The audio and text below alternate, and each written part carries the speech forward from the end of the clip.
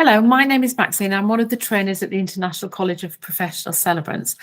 I spend a lot of time on my phone speaking to people who are thinking about becoming celebrants. And you can be a celebrant in weddings only, you can become a funeral celebrant, you can do both. The choice is up to you. But people who are thinking about becoming funeral celebrants often talk to me about how a celebrant works with a family who are grieving. Now, a celebrant plays a really crucial part in the grieving process for the bereaved individuals.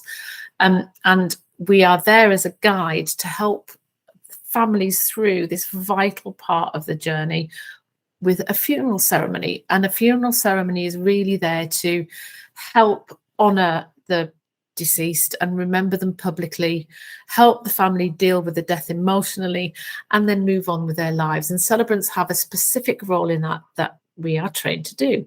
If you're training with the International College of Professional Celebrants, we will equip you to be able to write and deliver a funeral to the highest standard, highest quality, and with the utmost professionalism, and enabling you to think about how you work with families who are grieving is an integral part of that training. So sometimes your families, when they're grieving, might try to sort of move your role into new territory. And by that, I mean they start to ask for advice that you would expect somebody like a grief counsellor to be able to help them with.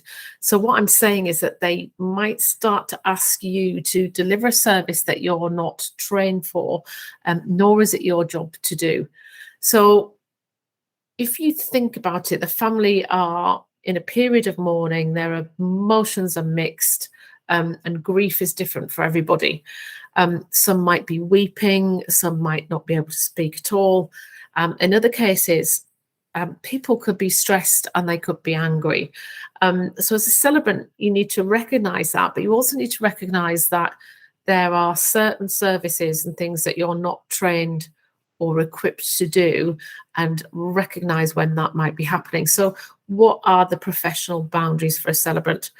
So as I said, in the same way as you wouldn't expect somebody who's not trained to become a celebrant, for the celebrant, they're not trained to do other jobs, for example, a counsellor, or a psychotherapist, or a Samaritan, or a support worker, or a priest, or a rabbi. And the key is really, as I said, recognizing when you're being moved into that territory and knowing what to do as a result of it. So what is it the celebrant is actually there to do? A celebrant is there just not only to deliver the funeral service and the eulogy and talk to the family about what they want and how they want to do that, but a celebrant could offer words of empathy and words for comfort. It's important sometimes to say nothing and hold the space for the family so that they can express their feelings. Also, in practical terms, a celebrant helps provide the family with a structure, because they don't know where to start. They haven't necessarily had to have a funeral service before. They might have been to a funeral, but they've not had to think about somebody's funeral and what that might be there. So a real good anchorage for a celebrant in order to provide support is to start off with the structure of the funeral service, clear guidelines on the ceremony, helping them with the process so they understand what a funeral might look like, and to do that in a calm and considerate way, as well as providing that empathy and those words of comfort to the family. So there's some practical ways in which the celebrant can do that. I always used the deceased's name as a mark of respect, especially when I'm talking about the family. I might refer to them as your dad or your father, or by first name. So again, a really good celebrant will be able to read the room and understand the best way to do this, using open body language, great eye contact, and sympathetic facial expressions. Again, read the room, but professionalism at all times. Use open questions and then hold the space and actively listen. And by that, I mean nodding, making eye contact, summarizing what the family have said. So for example, oh, so that's really interesting that he did that. Or would you like to talk about her and communicate this as part of the eulogy, or will the family be doing that as part of a tribute? So there are ways that you can constantly indirectly say to them, I'm listening and I've heard. So make sure that you always keep the family abreast of what's happening. So, for example, let them know what time you're coming, let them know how long the meeting might be. When you get there, let them know that they've got loads of time. When your meeting's finished, tell them what you're going to do next and make sure that you do it. If you're going to deliver the service and the eulogy, make sure that they get them on the days, because they don't want any additional stress chasing a celebrant round. So make sure that you commit to your timelines and you do what you say you'll do.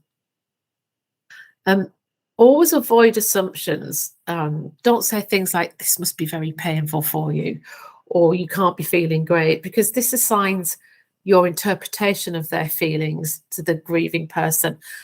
You don't know they're feeling that way. How could you possibly know how they're feeling? So really, avoid that as wherever you can. Just be mindful that you don't actually know how they're feeling. Remain calm and patient. Sometimes tempers flare. Sometimes it takes people a long time to get their words out. It takes a long time for them to make decisions. And sometimes, families might argue. Sometimes they might have a real full-blown fight, in which case you have to think of your health and safety and protecting yourself, and you may have to leave. But it's very rarely that happens. There are blogs that we have and podcasts that we have on conflict resolution that will help you. But, remain calm and patient. In the majority of cases, giving people space is a wonderful way to help them through the grieving process. And finally, knowing when and how to refer them to somebody else who is more appropriate, for example, a counsellor, is one of the most vital assets that you can have in celebrancy. And a great celebrant will always be prepared with that. I always go with some handouts tucked inside my folder. I don't have to hand them out that often, but it's really good, perhaps sometimes as you're leaving, to say, you might find these services of use. Can I give you some information that might be useful to you?